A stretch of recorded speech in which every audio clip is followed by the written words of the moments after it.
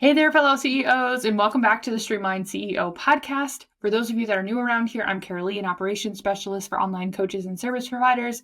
My specialty is getting to the root of why you aren't implementing systems or what's preventing you from streamlining them, right? Making things simpler on yourself and saving you a whole bunch of time.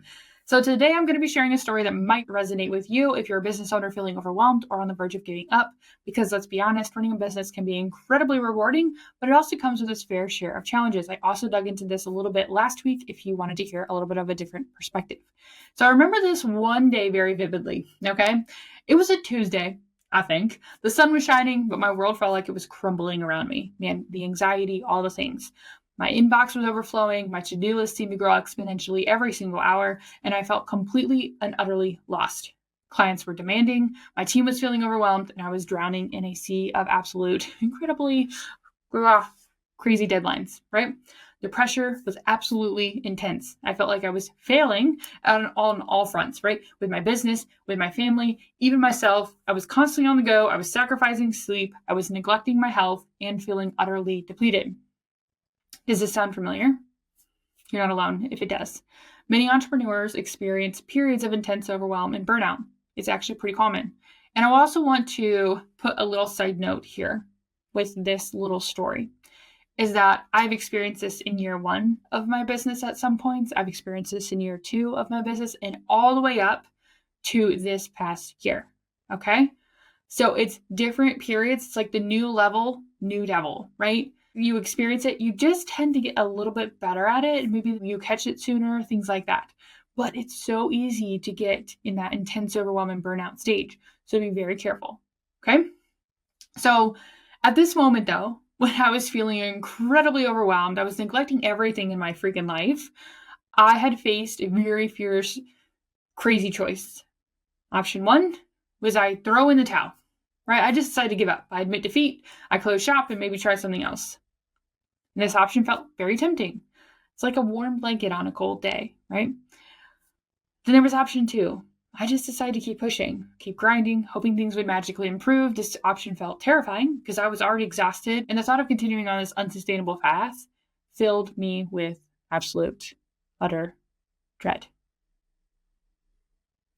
Now, the crazy thing is this happened at the beginning of 2024, and this happened at the end of 2024, but for completely different reasons.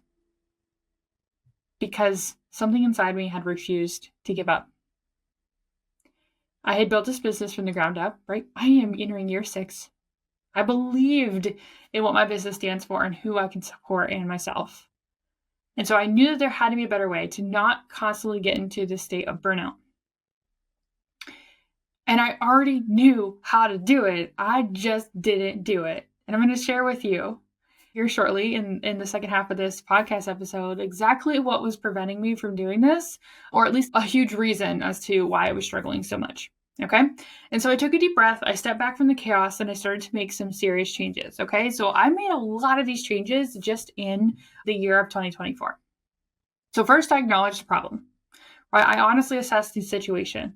What were the biggest pain points? What was draining me the most? And what were the biggest bottlenecks in my business? And you know what? I did it again at the end of 2024. You do it all the time, right? And then the next thing I did was I sought support, right? I talked to my trusted friends, my mentor, and my husband. I poured my heart out. I shared my fears, and I listened to their advice, right? I did that at the beginning of 2024, and I did it at the end of 2024. Okay? And finally, I started implementing systems. This was a game changer. I invested in tools and resources to automate repetitive tasks, streamline workflows, and improve communication within my team.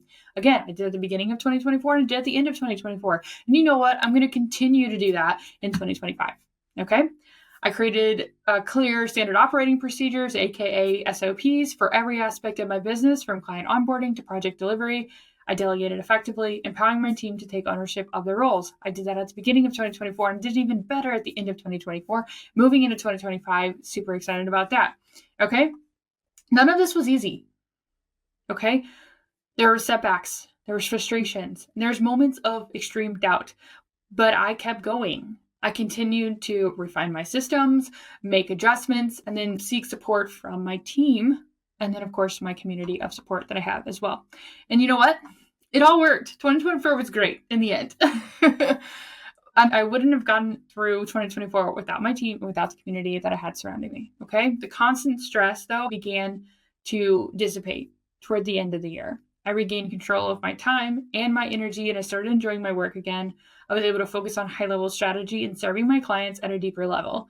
So my team thrived too, because they also felt empowered, confident, and appreciated. And so I also want to, I'm going to get into it here in just a minute too. There are reasons why you don't do certain things. I had all of these resources and the advice of these mentors I was paying money to right in front of me, and there was still a block on me actually taking some action. All right. And so I just want to say as a side note here is that if you're not taking action, there's a real reason you're not taking action. We really need to get down to the root cause of it. All right. And so all of this experience, though, has taught me some invaluable lessons. And this first one is really, really important. It's the importance of acknowledging and addressing burnout. It's very crucial, absolutely crucial to recognize the signs and take proactive steps to prevent it. I have never noticed so many signs of burnout in my entire life, except for in the year of 2024. Why? Because my business absolutely quadrupled in 2024, and it was growing much faster, like it did in year 2, than I actually had the team capacity, all the things. I had a lot higher stakes this time. But I learned a lot of my signs personally and the signs of my team when they were hitting a burnout stage, or there was just like some, friction, right? And so I've now have proactive steps that I could put into place for 2025 to not allow that to happen again. Okay. The next invaluable lesson is the power of systems. Okay. So implementing well-defined systems and processes is essential for scaling a business sustainably and achieving long-term success, right? Every level of your business, whether it's year 1 or year 10, you're going to need some level of a well-defined system, right? And you're refining these systems over the years. You're refining them as new things come in, right? Projects, clients, whatever it is, as you decide to scale, change your offers. You're always refining these systems. But every single level of your business, no matter what year or, everything, you're going to need some sort of systems in place. And the third invaluable lesson is the value of actually seeking support. Like I already said, there's no way I would have made it through 2024 with the workload I had, the stress that I had, but also, like I said, the growth that I had without support. So don't try to do it all alone. I want you to lean on your team. I want you to lean on your mentors. And then obviously also that community that I hope you have as well. And so now to that story that I hinted at last week and I hinted at multiple times in this very episode. I'm going to share an incredibly personal story that has deeply impacted my own journey as an entrepreneur. And to be honest with you, I would never have found this out more than likely without becoming an entrepreneur and diving into the self-development and, getting to the root cause of why certain things happen without being an entrepreneur, right? And so for the past few years, I've been on a journey of self-discovery. That's what happens if we feel like, we signed up to be an entrepreneur and actually we signed up to pay a bunch of money to learn how to be better humans. It's all good, right? I love it. And I've learned a lot and I've grown so very much. I don't even recognize myself in these 6 years of this journey. And a couple of years ago, thought I might actually have ADHD, and I actually was diagnosed a few years ago. So I do. And for years, though, before I had been diagnosed with ADHD, I'd worked with many ADHD entrepreneurs, particularly women. I understood their struggles, their strengths, their unique ways of working. But I always thought, I'm different. I don't have ADHD. I'm organized. I can prioritize. I get things done.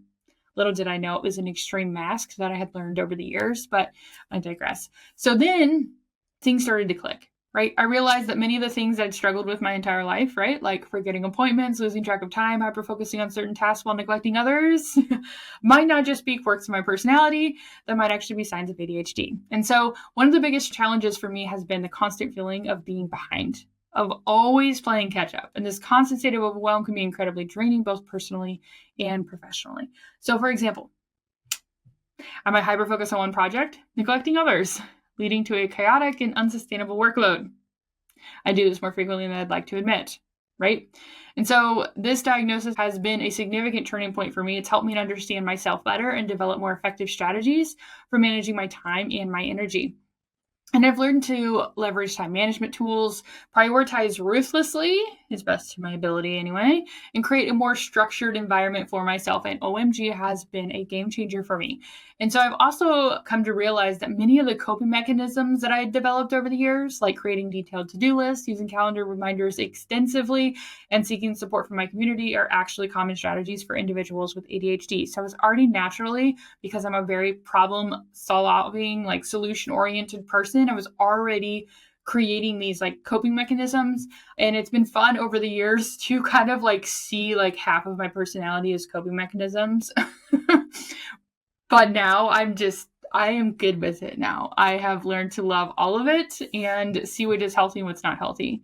And so this entire journey though of self-discovery, right? Like I was diagnosed with ADHD, which completely like there was a lot of yay and a lot of like, oh my gosh, like, and so, you can have your thoughts on ADHD. I'm an open book if you want to talk about it. But this whole journey in general has been incredibly empowering for me. It's helped me understand myself better and build a more sustainable way of doing business and living life in general. Okay. And so if you're feeling overwhelmed and close to giving up, right, I want you to know that you're just not alone, right? No matter what you're going through, whether it's mental health issues, physical issues, whatever it is, right? There's hope for you and in everything. Get the support that you need, right? But in this moment right now, I want you to take a deep breath. I want you to acknowledge that situation that popped into your head, because I know one did. And I want you to like seek support. Okay. And then I want you to, like, after you've seek support, I'm sure that those people are going to be able to help you like start implementing some systems, right? Routines or different things that you do each day that will help you regain control. So that way you can actually build that thriving, sustainable life. And then also implementing those systems that will help you regain control and build that thriving, sustainable business alongside it.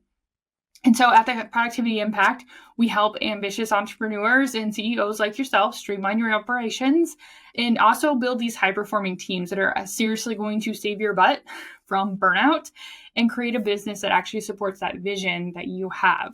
And so if you're ready to just break free from this overwhelm, right, and create a business that truly serves you, I want to chat with you. And I want you to head to the show notes. I want you to fill out the work with me form, and then you can schedule a call with me and get on my calendar to chat. Okay.